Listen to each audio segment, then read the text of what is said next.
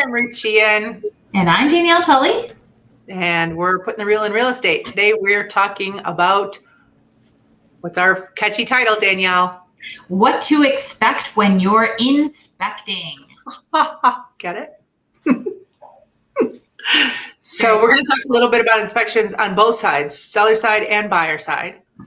The basics, and then going a little bit deeper, and also, as usual, adding a little advice on how those specifics work in today's market, because everything's different when the market's different. Yes. And that's a really important thing all the time. Like right now, we're in a very specific market. Morning, Cassie. The advice we give on how to act in that market is not going to be the same as it will be in a different market, which is any other market other than today, May 28th at 11:15, right? I mean, it's always changing. So when we say ask your realtor or it depends, we're not being cagey. It really, really changes with everything all the time. But I'd like to say there's some things we're going to say that are not going to change. There's some pretty consistent advice, and we'll flag that for you. Yes, exactly. So you've probably heard us talk about AI. We try not to use too many acronyms, but man, that comes out so much easier than attorney and inspection period. But it is. So attorney, we're not worrying about today, but the inspection part. So within our standard contract has a 5 business days to hold an inspection and then get the report, determine with your agent and your attorney what you may have found that is big and concerning to you, and then what we're going to do about it. So, and by the way, that's our market, our contract. It's not going to be the same if you're a little bit outside our area, or even some places inside our area that use a little bit of a different contract. Correct. So you need to pay attention. There will be some sort of AI period. It may differ a little bit, but we're going to talk about the one that we have, that we're familiar with. Correct. And that we use in the contract. There are instances where there's extensions. So it's a rule, but the attorneys can sometimes, in dire situations, if both sides agree, to extend it. But anyway, so inspection. So the first way, so you are going to, and we highly, highly, highly, almost always recommend, and I think we talked about this in one of our most recent videos, hiring an inspector to do an independent inspection. You have to be very, very well qualified general contractor, and possibly just flipping something for me to really go, okay, if you don't want to have an inspection, that's okay. But even if you're a roofer or a plumber or something like that, I still don't think that is thorough enough background to look at the entirety of a house and determine. And also, even if you know what you're doing, unless you are convinced that you're not going to ask for anything, no one's going to care what you think is wrong with your house. Correct. So if you, as a person who is handy enough to build a deck, decides that you're going to do your own inspection, and then you want to come back and ask for something, the other side's just going to laugh. Yeah, it's not valid. Ask. No credentials on which to ask. I mean, you could ask, but it wouldn't work. Correct. Also, we are seeing often, and we've talked about this a few times recently in our talking about this crazy seller's market, we are seeing people waive inspections. And Danielle and I will say, everything we say, you're going to hear always, always, always, except. So this is one of those things. So I'm going to give 2 exceptions that have recently happened in my practice where inspections were waived and it was okay. One was a situation where the homeowners had been there for 60 plus years, took great care of the home, and the new buyers were going to make a lot of changes, and had a very well-educated friend who came with them on the showing to say that there was nothing significantly concerning. And then they were able to waive the inspection, and they weren't asking for anything. So that was fine. The other case was a house we're seeing a lot of transactions, unfortunately, not completed. And so there was a house that had been inspected twice. Everything was fine. And so the third buyer coming in was perfectly willing to waive that inspection. So there's narrow circumstances where we might say, we're comfortable with you waiving inspection, but understand that as a buyer, and even as a seller, that's for your protection. Even as a seller, you don't want somebody coming in and finding a major flaw down the road when that could affect their financing or have the deal fall apart in a different way. So the inspectors are going to come in and they are going to visually see and inspect what they can. So they cannot attest to anything behind a wall.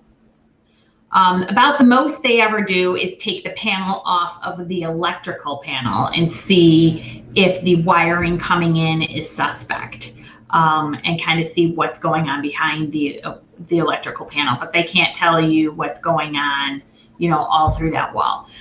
So and occasionally they'll have some equipment like moisture detectors or things like that can kind of give them a little more information, but that's not, they don't poke holes in walls or tear things apart, and neither can you.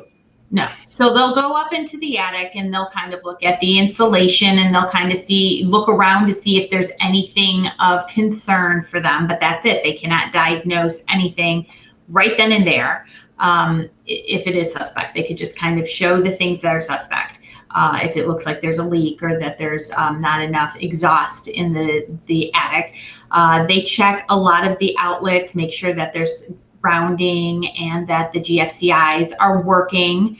They'll often kind of set and look at all of the appliances that are at the house, kind of see if it looks like it's fully running, if the dryer is getting hot. Now, not all inspectors do them, but I often see them kind of running a quick half of a cycle of a dishwasher to make sure there doesn't seem to be leaking. They might run the dryer for a few minutes just to make sure that it seems like it's getting hot. Things like that. Oven, kind of making sure that the temperature's going up, that all the, those kind of things. They check, let's see what else. They check the windows. Make sure, again, there's no signs of leakage from what they can see, making sure that they close and open correctly. They often get on top of, but mostly with technology today, they're usually sending drones over the roof. Yes, testing outlets, going over the roof, kind of making sure that the roof looks in decent condition, see if they see any indication of wear, making sure that there's a decent useful life. Usually for FHA, that's 3 to 5 years. Is that correct, Ruth? I think so. Kind of life on the roof in a while. So there's no guarantee, but again, any signs of wear and tear, making sure that if there's flashing issues or it looks like the gutters are coming loose or anything like that. So again, making sure that things that need to be caulked, like in bathrooms and exteriors, things where there's potential for water seepage, making sure that there's everything's good for that. They'll check the drainage on bathtubs, toilets, sinks, look under, make sure that there's no indication of leakage there. What else do you think, Ruth? They do things like make sure that, the shower diverter works, that the toilet is secure and not moving. They check basements. If they're unfinished, they're going to check for cracks, which are typical in basements. Some cracking is going to be there almost always. They check for water, signs of water, whether it's finished or not. They usually check the HVAC. Can't check air conditioning in Chicagoland in the winter, but or even today. And can't test the heater in the summer. If it's 80 degrees, they can't test it. So you have to take the attestation from the owner that it was last they knew in good working order. Yeah, and they'll make sure that the thermostat works and all of those things. And what I like to say to my buyers, especially first-time home buyers who aren't familiar with all of these things that are in a home that either function well, medium, or not at all. What I tell my new homeowners is when this inspector gets finished, you're going to think the place needs a gas can and a match. Correct. He is going to thoroughly tell you everything that's wrong with this beautiful home that you fell in love with. Yep. And then we're going to sift through that and we're going to come up with 3 lists. First list is deal breakers. And we rarely see those, but we do occasionally. That's mold in the living space. But that's still separate. That's not usually with an inspector. Well, it can be found. There's more that you're going to do afterward, perhaps to confirm, but you could just walk away. I mean, they could open up a closet and you say, I'm never going to be comfortable living in this house.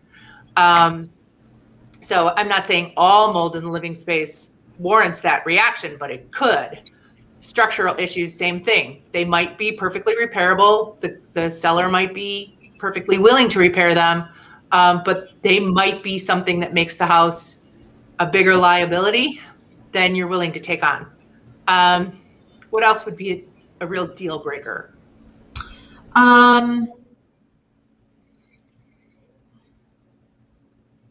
Sometimes significant cracks in the foundation that can be seen, right? As we said, like, you can do that. Sometimes some really bad electrical stuff that, could be a very expensive fix, depending on the terms of the contract. Well, again, these are, right off the bat, deal breakers. It's hard for me to say because I almost feel because there's always a range. Yeah. There really shouldn't be because and again, what we were going to talk about I was going to say that too, Mom, the radon. So there are indicators that make you that you really want to move on to that next step of seeing what the homeowner is willing to do. And that's the second list, right? So occasionally there's something that's so bad or so many things that are so bad. Correct. That a homeowner's boom, boom, boom, boom. Right. Boom. That a homeowner's going to say, this is not my house anymore. I'm done. Right. And so that's the first list. And we hope there's nothing on it. The second list is, what are we going to ask the seller for? And we're going to go into detail about those things in a second. But that third list is the biggest, longest list. That's your to-do list. That's your welcome to homeownership list. So let's talk a little bit about what goes on that list, because I think people get awfully confused. And I've had, again, this typically is with people who haven't been through the process before. I think people who've owned a home kind of understand what's reasonable and what's not. So new homeowners, it's a whole new experience, and there's a lot that they're afraid of. So I often get asked the question, okay, this is broken. Is that something that we can take off the price? So let's talk about that for a second. Right. And I think what many people don't understand is if we can see it on our first visit, that's not an inspection item. Absolutely. So the seller can see it too, and so can their realtor. And when they priced the house, they knew that was there. So uneven sidewalks, crack in the foundation of the garage, a crack in tile, peeling anything. Broken window panes, but broken window sills, dirty carpets or worn carpets. If they have, depending on the type of, it just things that are visual. I always try to tell my clients, if you can see, let's be thorough. Let's look at the windows and make sure that there's no moisture in between the panes. Let's double check to make sure that next to the bathtub, where there's often, a little moisture between like where, the water kind of drips out when you go to grab your towel or, things like that tend to make the wall warped a little bit, and soft to the touch. GFCIs. GFCIs you can't see, but they just break. Like they just wear out and they break. It's like the batteries in the remote control. You don't just get a guarantee that they're always going to. You just have to replace them if they don't work. I sold a house from someone who was very, very conscientious owner. He did and maintained everything to the utmost. And sure enough, when his house had the inspection, he had 3 or 4 GFCIs and I think one other thing. And it literally, within an hour and a half of him being told that, he had the house, fixed and updated.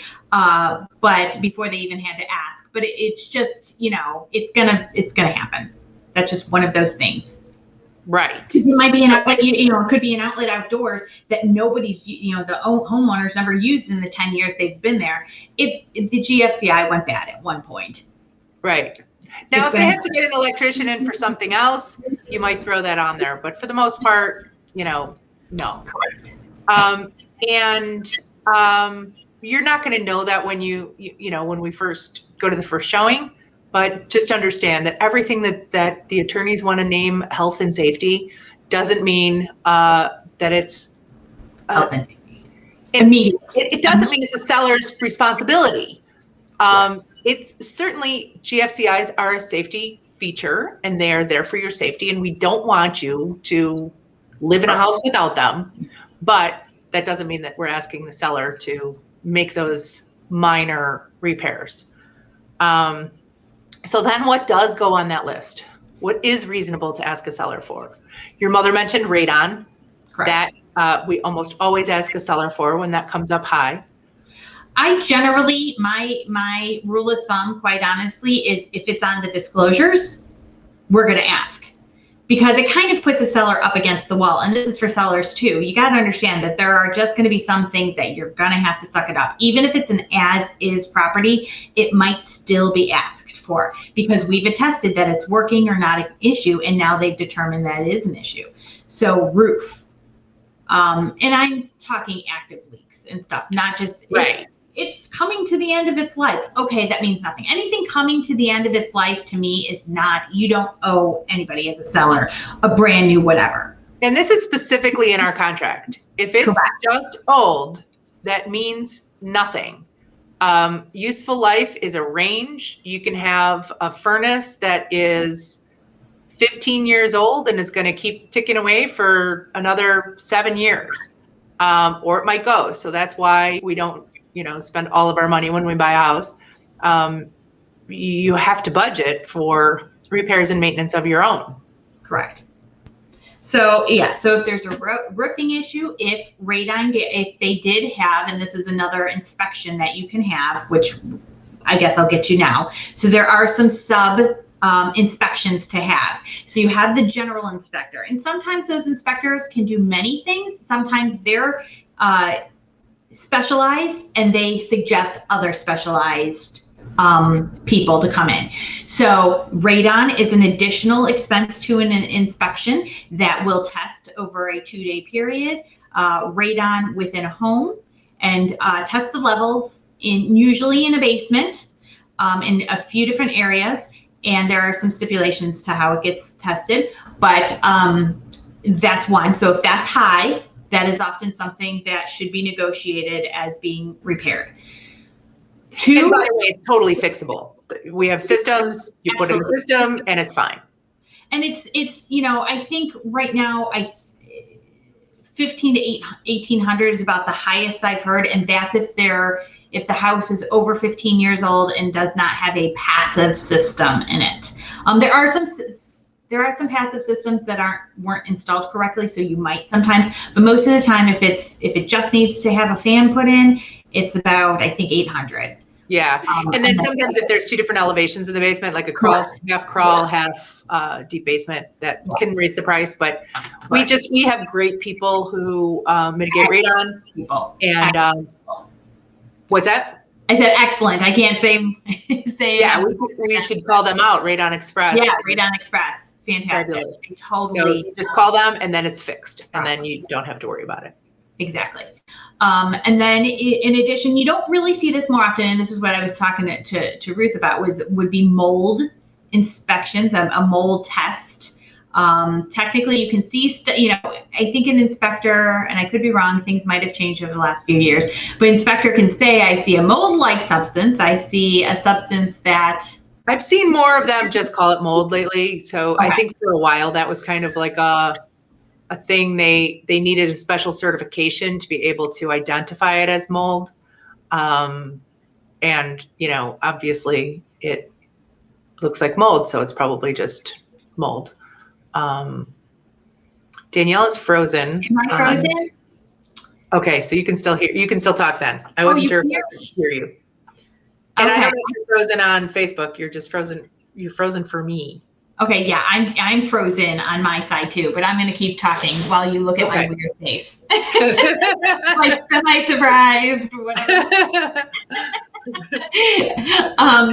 Yeah, and then there's the other thing. So if the home has, you could also get termite inspection. If you have a VA loan, you are required to get a termite inspection. That is required as part of the VA loan, but you don't have to be a VA loan if you feel like having that. That only runs about $100-ish right now. If there is septic in the for the home, you may want it. Sometimes you can negotiate the sellers to pay for that and get a report. Sometimes you might want to just do it yourselves.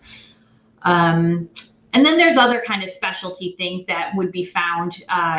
Ruth has had this a few times with the drains, right, Ruth? With the trees. So if you live in some of the older neighborhoods that have large mature trees, making sure that. And sometimes it's just knowing that something can be a common problem in an area, like maybe a builder didn't do something correctly and it's showing up 20 years later, on a regular basis. Or as you say, sometimes an older area that has clay sewer pipes might warrant some additional inspection. There's some things that kind of the experts remedies and advice changes. So several years ago when we found mold in an attic, experts were recommending having it professionally mitigated, and it was kind of a big, expensive deal. For the last couple of years, most of the experts I talk to, and they do disagree, so consult your own, say that, attic mold is just the same kind of stuff you breathe when you walk outside. It doesn't come into the living area. It should be stopped, but you don't need to, go in and get people in hazmat suits and replace all the wood and all of those things, unless it's really, really bad. So some of the remedies have changed, and you should always make sure that you get the most up-to-date information from an expert, or maybe a couple of experts, because you might know somebody who had an issue with their concrete, for instance, and they used a repair that now there's a better way to do it, or a less expensive way to do it. That's a huge thing. A lot of these issues are much less expensive to fix than they used to be. So we always want to take the next level, digging in and finding out, first of all, is it really a problem? Because sometimes the inspector just says, I noticed something here that someone else should look into. And then what is the fix for that problem? Correct. So I think those are kind of all the inspections that lead. You could get a lead test. I truthfully have never had anybody get a lead test. But I've been reading recently, some of the damages that lead, still has around in some areas of the country. I don't know if that's true around here, but that's something I'm going to look into a bit more. But generally, when we talk about lead, we think of lead-based paint and getting and lead pipes and lead pipes, and so getting testing for that. But I truthfully have never had anybody do that, so I don't. And that's one of those things too, that in different areas, I know that lead paint mitigation in our area is paint over it, right? Lead paint mitigation in California requires thousands and thousands of dollars of hazmat remediation. So a lot of times when I find when people are researching online, they might be reading recommendations from a different area. And so you need to know that our current, our local sellers are going to be held to the standard typically of the IEPA. So if you're looking at California, where they have super strict rules on everything, that's not what you're going to get here. So if you want that, you can take it on yourself, but you're not going to ask a seller to remediate something on that level. It's not going to happen. Yes. What are you typing? Oh, I was looking up the Illinois Environmental Protection Agency, to be honest, to make sure that to see if they had anything interesting on there. But no, it's mostly air and land. It's not talking about anything. So they have here in our area, the IEPA says that they call it an actionable level of radon is 4. They don't say that radon below 4 is safe, but they do say that a seller is expected to disclose any level above that. So, they set these metrics that need to be complied with. They're not the same everywhere, so just be aware of that. Yes. And then as a seller, when you have this inspection going on in your home, one thing I always say, buyers feel like they own the home when they get the contract accepted, and sellers feel like they sold it when they're at the closing table. Yes. So there's a big period in between there when two people feel like they own that same house. And so when you have someone going over your home with a fine-tooth comb in an inspection, it feels very uncomfortable. That's normal. Be ready for that. When you get the requests for repairs, oftentimes people feel very insulted, right? Is that a fair word to say, Danielle? It can be, yeah. Especially, again, if they turn around for their 40-page inspection report and go, okay, do this. People go, we love our house. We've maintained it. And if they a list of 60 things, they're going to be offended. They're going to say, my house isn't this bad. That thing's never been a problem for us. And correct. We took care of that. And so, the agent on both sides has to kind of be the translator. Sometimes the attorneys really like to get involved in this part of the process. We prefer that not to happen because attorneys typically don't know what's happened up to that point. And so having an attorney, when you're in a very difficult seller's market like we are right now, that's so hard for buyers, you get them under contract and you say, we're not going to ask for anything. They are really reasonable people. You're not going to get stupid, piddly things on an inspection report. And I like to say I've seen, and this is true, I have seen they used the wrong screw to attach the outlet cover in the kitchen. And there is a missing sink stopper in the bathroom sink. So those sorts of things should never be on an inspection report. But in a market like this, I mean, that'll just lose you the house, and they'll go to their next offer. So when attorneys, now the attorneys that we work with, respect us and our opinions and our professionalism. Sometimes attorneys kind of do real estate on the side, and so they might not really be up on whatever else is going on. And so we have it happen where they want to jump in and take over and say, we're going to get you, whatever we think you deserve, and we're gonna fight for this, and they lose their clients the house. Yes, in fact, one of the stories that has stuck with me that I heard in my initial classes for real estate was an agent said that they had hired, that their client, their seller's client, had hired an attorney who was not a real estate attorney, but the real estate attorney said, "Oh, sure, real estate is easy. I can deal with this." And they had found mold in the house and wanted it remediated. And the buyer said, "We don't want to do with this." And the attorney went, "You're right, we're not going to." And so they told the buyers, "Nope, we're not going to." And the buyers went, "Okay, bye-bye." And then they told the agent, "Oh, by the way, we negotiated that we were not going to deal with the mold." And she said, "What are you talking about? We have to, and we should. And now we have to not only pay for the mold remediation, if you ensure that we're not going to, we need to now disclose it," because at the time you had to. No mold. And cost the sellers tens of thousands of dollars, because guess what nobody wanted to buy?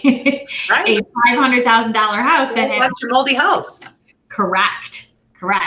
So by the time they ended up realizing that they needed to, it just cost them far, far too much. And that was because they wanted to hire a friend who, was a tax attorney or something, or a litigator. Right. The attorney who could just do it. And why do we need to get our agent involved? And so so there are, we really need to work all together to make sure that we are doing the best for everyone. And your goal as the seller is to sell the house. Secondary is to, of course, we want you to make the most. We have a fiduciary responsibility, but part of that is to guide you into what makes the most financial sense. And we know that if there are big things that need to be addressed, or it's going to cost you, double or time and a half, or at least, more time on market, which is a cost, is a holding cost in itself. Yeah, so, and in that case, they didn't save any money by denying the buyer's request, right? So absolutely not. Absolutely you not. See that, and the agent would have known that. The agent would have known what their risks were going back on the market. That you go back on, especially in more of a buyer's market, and you go back on as damaged goods. Correct. And now you're lowering your price. You're still mitigating. And you're disclosing, and it's a nightmare. So we always have to make sure, I believe, everybody doesn't do it this way, but we believe strongly that we need to be part of the process all the way through, because that has, continuity, and we understand the market, and we understand what the risks are for every decision you make. So any decision that's made throughout this process is going to carry some risk with it. We help you weigh that risk and figure out how to make the choice that's the least risky. And quite honestly, I know people see us as salespeople, right? And so once that house is found, or once the house is under contract, think we're useless, which is why they want to go for sale by owner, because, well, I can sell my house. And that is just a portion of where we are in this process. So I feel like that's when the work starts. When we bring buyers together, absolutely, because they are driving it. Starts. It's buyers and sellers are driving it to an extent at the beginning. We help them figure out the right price. We help that. We do the marketing for them, and the sellers, we do unlock doors for them, and we are hopefully helping them make their final decision. But in the end, it is them making the final decision on where they want to put the house on. But yeah, there's a lot more to it. And people talk often about negotiation in an abstract sense, and obviously that I think most people know that that's a big part of our job. But I think that the misconception of negotiation is it's about getting the most money for the seller, or it's about getting the lowest price for the buyer, when there's so much more to it. It's so nuanced. And what it really comes down to is knowing who has the strength in any particular situation and how to get your buyer in a seller's market to be still well taken care of and as protected as possible, and vice versa, to not have your seller get completely beaten up in a buyer's market and have a reasonable conclusion. And that takes a lot of knowledge and expertise and skill. And the last thing I wanted to talk about and get your opinion on, because of course I want to blanket it with no, but it's like, it could be helpful too, is pre-listing inspections. Yeah, this is, it comes up a lot. Correct. And there's certainly something to be said on either side of it. Especially maybe in a seller's market, where if there are people going as is, and we're seeing a lot of buyers go as is and then walking away right after their inspection. I wonder if this is the situation where we should, that wouldn't be the worst thing. I've thought about that, because then you can say, as is, and make it a more solid, because I think most of the buyers who are walking away during inspections, it's not really an inspection issue. You're right. It's them getting cold feet because they felt they had to jump too quickly in this market.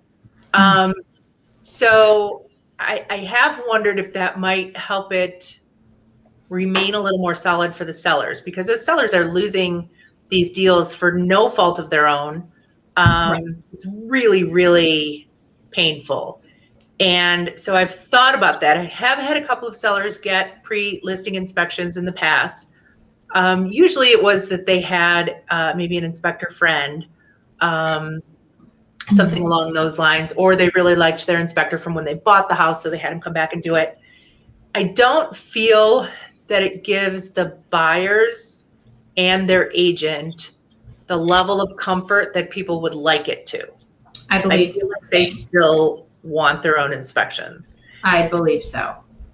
But for a seller, not to have big surprises could be helpful.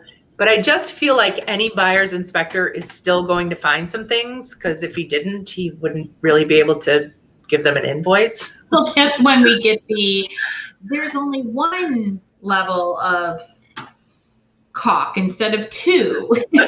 Right. It's been interior and exterior or whatever. I'm making things up. But yeah, it might get far reaching. Yeah. But then again, people, the sellers won't do every little thing either. They might do a few things, but they're not gonna, do some of the piddly things, the things that really should not make or break a deal. Right. So, all right. Well, I don't know if we came to a conclusion with that. Generally, I say pre-inspections are not really necessary. I think generally not. I think if a seller really feels like it will help them with their peace of mind, they can go ahead and do that. It doesn't cost as much as a typical inspection does most of the time. They do kind of an abbreviated version. So for a seller who wants it, I would say that's fine, but don't think that it's necessarily going to give a buyer a reason to not have it inspected. And then finally, we should say, well, what do you do about inspection? We can either ask the seller to take care of those things, or we can ask the seller for some money in the form of a credit at the closing table, and the buyer can take care of those things after they buy the house. That's my preference for two reasons. One is it's just cleaner for both parties. It's just a little bit easier. But secondly, I feel like once you own a home, you want to know who did the work and how it was done and that it was done to your standards. I'm not saying that a seller is necessarily gonna, skimp, but they're probably not going to go to the top level when they're having something fixed just to take care of an inspection request. Correct. Right? Correct. So we do typically require receipts that work was done by a professional and all of that. And so, you can have confidence in it. I'm not saying you can't. But what you would do if it was your home and you were making the calls might be a little bit different. So you want to think about that and say, probably taking a credit is a better way to go. Absolutely. I kind of agree in that. Yes. So hopefully we shed some light on inspections and what the do's and don'ts are a bit on that. If you have any questions, of course, we are more than happy to help you, get that. We always have great inspectors that we highly, as per usual, we have a team behind us, and that does include inspectors. And as we said, people who will help mitigate too. We have roofers, and we have appliance repair people, and we have HVAC people, and we have radon people. Both testers and mitigators, and they're not the same person. It's important. And also, as far as inspectors go, if you're choosing your own, there's something really important to know, because I think a lot of buyers think that they need the hard-edged, I'm going to find everything and you're never going to buy a house inspector. What we find, and then there's also, let's face it, there's a fallacy that realtors want a soft inspector. We don't. We want our clients to know what they're getting into. Absolutely. So the inspectors we work with are both highly skilled contractors who know what they're doing and what they're looking at. Correct. But they have an extra special skill that most contractors don't have, in that they can communicate those issues very well. And they can help our clients understand whether it's a major issue or not, and what it's going to take to make it not an issue at all, and what the range of cost should be, and whether it's something they should be afraid of or not. And more importantly, and because you said contractor a couple times, and I want to specify that inspectors do not do work. Oh, right. I meant contractor in the sense of vendor. Yes, I understand. Service person. Yeah, they should not be saying, "Here's what I would do it for." Correct, because they are impartial. They do not do the work. They don't say, "Yeah, you need an HVAC system, and by the way, I can be the one to install the furnace," or whatever. That would be a definite conflict. Completely separate entities to those who do the work, or who are in the business of doing that. A lot of them might have been past electricians or general contractors or HVAC people, but they currently are not practicing and are only inspectors in that regard. So they are impartial in that regard. Right. Not looking to make a buck further for them. So, All right. Well, I hope this was a really good conversation again. I thought it was hopefully helpful and more in depth than we usually can get with our clients, especially when we're under contract and have about 100 other things going on right there for them to do in those 5 days. We usually can't sit down and talk, every little thing out, although we hope that over the course of their time with us, they had learned most of this. This is a nice, concise way. So. Right. All right. Well, next week. What are we talking about next week? Hold on. Give me 10 seconds. But I did want to hope everybody does something meaningful this weekend for Memorial Day. Yes. Take a moment to remember what it's for. Absolutely. You know what? I don't have it down. I looked at the wrong. Surprise. I sent you the text, so I remembered, not Monica the text. Okay, I'll look you up in my texts. It's a surprise. It is. I should have been prepared. I'm sorry. Oh, wait, here. Listen, give me a second. Oh, I want to talk about solar panels. Oh, right. Yes. Especially as it's starting to get sunny. Well, I think one day we might have consistent sun. Not real sure. But, this is the time of year, possibly after, as the virus is hopefully getting totally under control, we might be seeing more people knocking on doors trying to getting solar panels. And I want to talk to you about why or why not you should close that door on them. Yeah, exactly. Let's look into the various pros and cons. Yes. So, all right. Until next week. See you next week. All right. Bye-bye.